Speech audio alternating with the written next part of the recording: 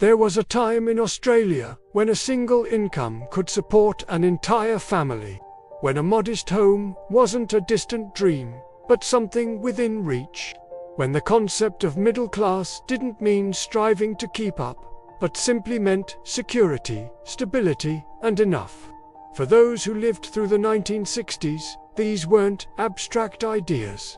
They were everyday realities. And for those who came later, understanding what life was truly like back then revealed something profound about how much has changed, and perhaps how much we've lost along the way. This is the story of what an ordinary Australian family could actually afford in the 1960s. Not through rose-tinted glasses, but through wages, prices, and the simple mathematics of daily life. To understand what middle-class life meant in 1960s Australia, we need to understand the country itself at that time. Australia was emerging from the post-war boom with a sense of optimism and possibility. The population was growing rapidly, fueled by immigration schemes that brought families from Europe seeking new beginnings. The economy was expanding. Manufacturing was strong. Suburban development was reshaping cities from Sydney to Melbourne to Adelaide. There was a prevailing belief that if you worked hard, you could build a good life. And for the most part, that belief was grounded in reality. The typical Australian family looked quite different then. Households were larger. 3, 4, or 5 children weren't unusual. The model of breadwinner and homemaker was the norm. Not by rigid ideology alone, but because economically it worked. One income was genuinely enough. Unemployment was remarkably low throughout the decade, hovering between 1 and 2% for most years. Jobs were stable. Many men stayed with the same employer for decades. Loyalty was rewarded. Redundancies were rare. There was an implicit social contract between employer and employee that feels almost foreign today. The Australian pound was still in use until 1966, when decimal currency was introduced. For clarity, we'll speak primarily in the dollars and cents that arrived mid-decade, but the principles remain the same. What mattered wasn't the currency symbol, but what that currency could actually buy. Let's talk about money. Real money. The kind that came home in a pay packet each week. In the mid-1960s, the average male wage in Australia was approximately $40 to $50 per week. This varied by industry and location, but for a tradie, a factory worker, a clerk, or a shop assistant, this range was typical. By the end of the decade, this had risen to around $60 to $70 per week as wages gradually increased. For context, a school teacher might earn $50 to $60 weekly. A skilled tradesman could make slightly more. A public servant sat somewhere in the middle. These were respectable, stable positions that could support a family. Women who did work outside the home, and many did before marriage or children, earned considerably less. The gender pay gap was stark and openly accepted. A woman doing similar work might earn 60 to 70% of a man's wage. But the key economic reality was this. A single male wage was designed to, and did, support an entire household. $40 to $50 per week doesn't sound like much, and it wasn't a fortune. But what it could purchase was remarkable. Consider the mathematics. If a man brought home $45 a week, that was roughly $180 per month, or around $2,300 per year. This wasn't discretionary income for luxuries. This was everything. Housing, food, clothing, utilities, transport, and savings. And yet, it was enough. Not just to survive, but to live with dignity and security. Housing tells perhaps the clearest story of what has changed. In the mid-1960s, a modest 3-bedroom home in suburban Melbourne or Sydney could be purchased for around $5,000 to $7,000. In Adelaide or Brisbane, perhaps $4,000 to $6,000. These weren't mansions. They were simple weatherboard or brick veneer homes on quarter-acre blocks in developing suburbs. Let's do the mathematics. A home at $6,000, with a man earning $45 per week, meant the house cost roughly 2.5 years of gross income. Even accounting for deposits and interest, a family could realistically own their home outright within 10 to 15 years. Compare this to today. The median house price in Sydney now exceeds $1 million. The average full-time wage is around $90,000 per year. That's more than 11 times annual income before tax. The shift is staggering. But it's not only about purchasing. Many families rented, particularly in the early years of marriage. A modest 3-bedroom house might rent for $7 to $10 per week. On a $45 weekly wage, that's less than a quarter of income going to housing. Today, rent often consumes half or more of a single income. Back then, even renters had breathing room. For those buying, mortgage interest rates sat between 5 and 6%. Banks were conservative. They required proof of steady employment and a decent deposit, often 20%. But once you had that mortgage, repayments were manageable. Perhaps $10 to $12 per week for a $5,000 loan, a quarter of income, leaving the rest for everything else. This wasn't just about numbers. It was about possibility. A young couple could marry, rent for a year or two while saving, then purchase a home and start a family. This was the expected path, and it was achievable. Beyond the rent or mortgage, what did it actually cost to run a household? Food was the largest regular expense after housing.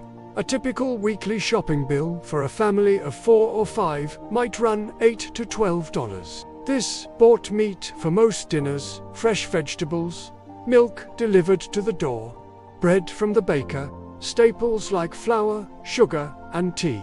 Meat was affordable. A roast for Sunday dinner cost less than $1. Lamb chops, steak, sausages, these were regular features, not luxuries. A dozen eggs might cost 30 cents. A loaf of bread, 10 to 15 cents. A bottle of milk, around 10 cents. Families ate simply but well. Meals were prepared from scratch. Processed foods existed but weren't the norm. Takeaway was an occasional treat, not a weekly habit. Fish and chips on Friday night might cost $1 for the whole family. Utilities were modest.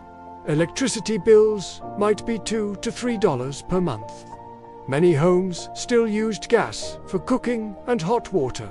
The telephone, if you had one, cost a few dollars a month for rental and calls. Not every household had a phone immediately, but they were becoming common. Transport costs varied. Petrol was around 30 cents per gallon, remarkably cheap. But not every family owned a car immediately. Many relied on public transport. A weekly tram or train pass in Melbourne might cost $2. Buses in suburban areas were similarly affordable. For families who did own a car, it was often a locally made Holden or Ford. A new Holden in the mid-60s cost around $2,000. Used cars were far cheaper. Running costs were low. Registration, insurance, and maintenance might total a few dollars per week. Clothing was purchased carefully. Garments were made to last. Many women sewed clothes for their children. A child's school uniform might cost $5 to $10 and last year's. Men's work clothes were sturdy. Shoes were resold rather than replaced. Entertainment was simple. A cinema ticket cost around 50 cents for an adult. Going to the pictures was a weekly ritual for many families. A newspaper cost 10 cents. Children played outside. Parks and beaches were free. Holidays meant driving to the coast or visiting relatives, not international flights. Medical costs were low. Australia introduced Medibank, the precursor to Medicare, in the early 70s, but even before that, Doctor visits were affordable. A consultation might cost $2 or $3. Hospitals were largely public and accessible. When you add it all together, a family living on $45 a week could cover rent or mortgage, food, utilities, transport, and still have something left. Not for extravagance, but for modest savings, for emergencies, for the future. Work itself was different. Job security was real. A man who took a position at a factory, a bank, a government department, could reasonably expect to stay there for 30 or 40 years. Retrenchment was uncommon. Casual contracts barely existed. This stability allowed planning. You could commit to a mortgage because you knew your income would continue. You could raise a family without constant fear of unemployment. The psychological security this provided cannot be overstated. Unions were strong and active. They negotiated not just wages, but conditions. The 40-hour work week was standard. Overtime was paid properly. Annual leave was protected. Workers had a voice, and employers largely respected it. Pensions were more generous. The age pension provided genuine support for retirees, and many workplaces offered additional superannuation schemes. The idea of working into your 70s was almost unthinkable. Women's work was different too. Many women did work, particularly before children, but societal expectations and economic structure meant most left the workforce once they became mothers. This wasn't necessarily by choice for all, but the single income model made it financially viable.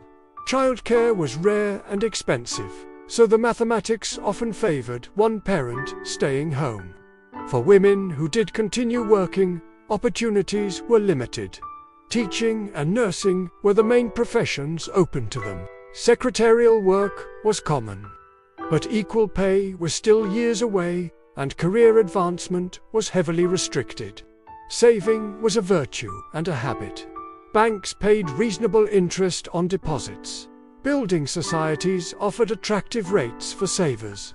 Many families had a passbook savings account where money was deposited weekly. Saving for goals, whether a car, a holiday, or simply a buffer, was normal. Debt was viewed differently.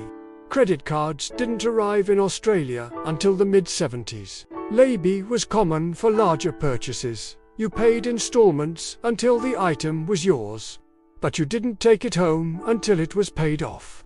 Hire purchase existed for furniture and appliances, but it was used cautiously.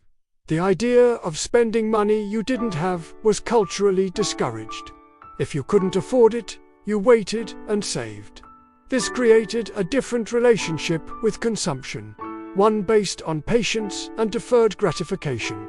What did it actually mean to be middle class in 1960s Australia? It didn't mean wealth. It didn't mean luxury.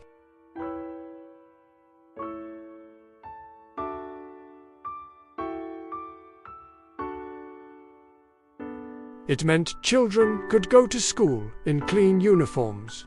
It meant seeing a doctor when needed.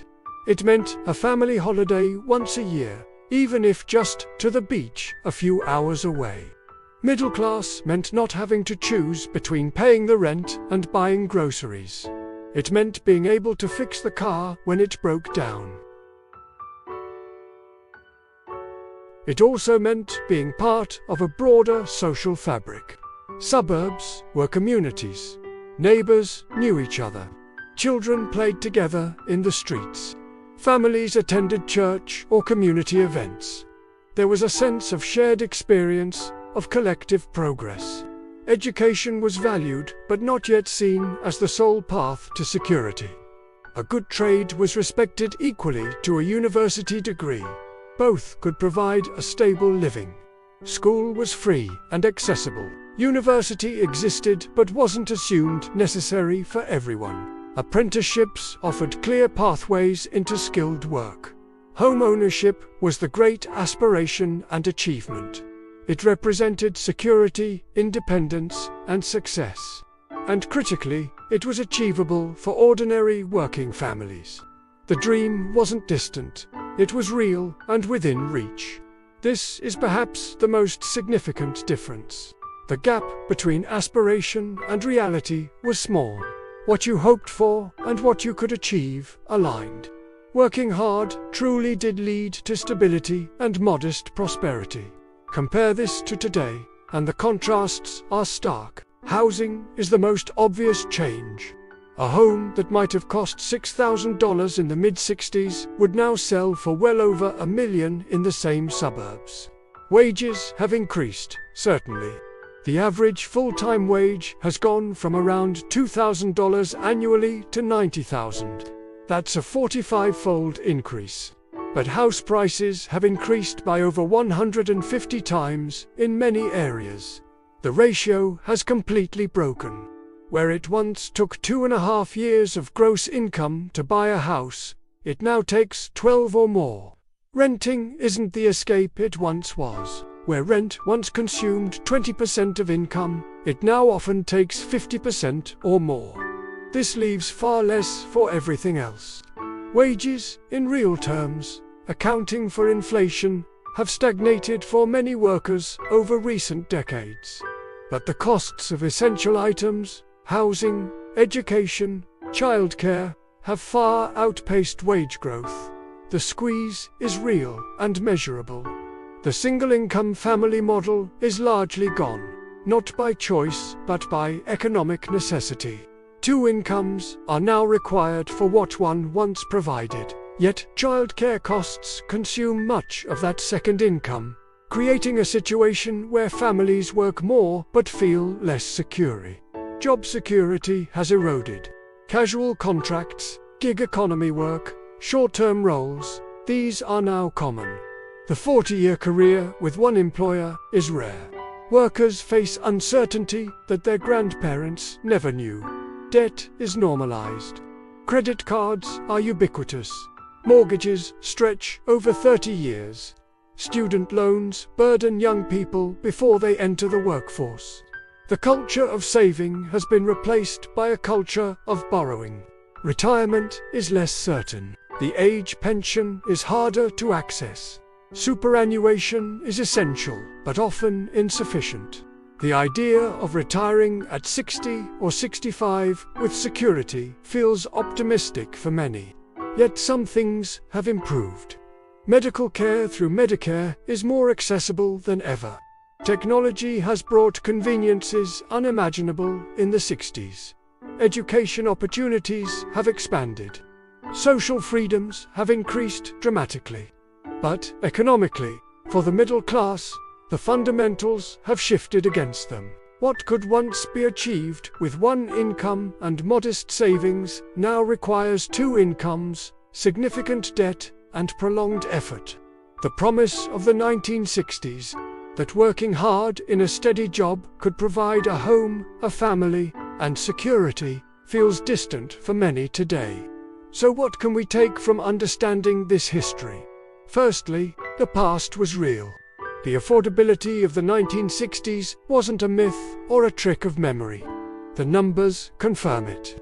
Housing, food, and living costs consumed a smaller portion of income. One wage could support a household.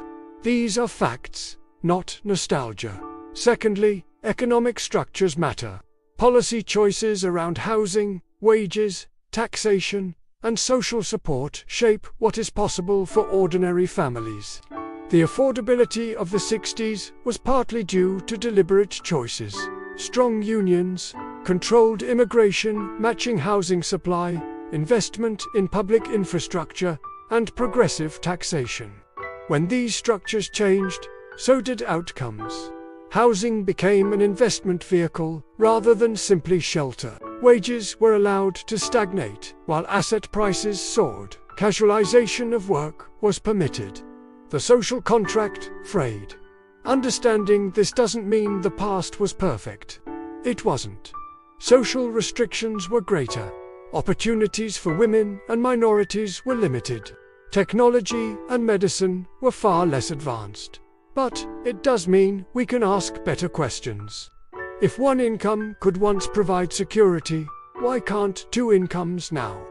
If housing was affordable at 2.5 times income, why is 12 times acceptable? If job security was once normal, why is precarity now tolerated? These aren't easy questions, and the answers involve complex economic forces. But asking them is essential. For those who lived through the 60s, perhaps this brings both validation and sadness. Validation that your memories are correct, that life truly was more affordable in essential ways. Sadness at what has been lost, at the struggles your children and grandchildren face, despite working just as hard. For younger generations, perhaps this offers context. Not to idealize the past, but to understand that the current situation isn't inevitable. It's the result of choices and changes that can, in theory, be addressed. The story of what a middle-class Australian family could afford in the 1960s is ultimately a story about security. Not wealth, not luxury, but the simple dignity of knowing that hard work provided enough. Enough to raise a family, to own a home, to live without constant financial anxiety. That security has eroded. The numbers tell us why. The lived experience confirms it.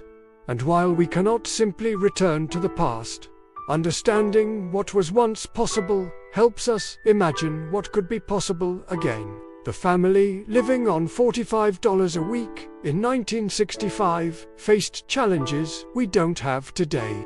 But they also had certainties we've lost. Perhaps the real question isn't whether the past was better, but what elements of that security and stability we might reclaim. For those who remember, carry these memories with pride. You built lives and families in a time of possibility. For those who didn't live through it, know that what you've been told is true. A modest income once truly was enough. And perhaps, if we understand clearly what has changed and why, we might begin to ask how things could change again. If this journey through Australia's economic past resonated with you, if it brought back memories or offered new understanding, consider subscribing. There are more stories to tell, more history to explore, more truths to uncover about the Australia we knew and the Australia we're building. Thank you for listening. And remember, understanding the past isn't about dwelling in it, but about learning from it.